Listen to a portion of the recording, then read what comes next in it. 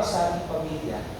Kung paano tayo nagiging mabuting huwaran sa ating mga kapatid, kapitbahay, pamayanan, kawan, bukluran, pamilya. Kaya mga minamahal ng kapatid, napakaganda po na si San Andres ang ating patron. Dahil tinuturuan niya tayo muna magsumikap. Magsumikap sa ating pananampalataya na makita at hangarin ang ating Panginoon. Si San Jose, si San Andres ay nagtitiwala.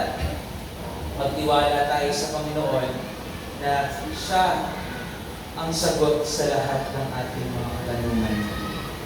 Na meron siyang plano mas higit sa ating mga plano.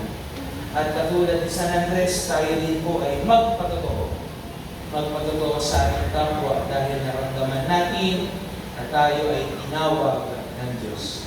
Si San Andres po ang unang tinawag ng Panginoon. At dumami ang tinawag dahil siya ay naging halimbawa ng pagtawag ni Kristo.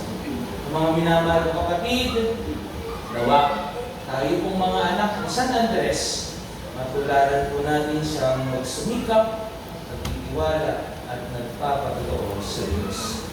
Amen.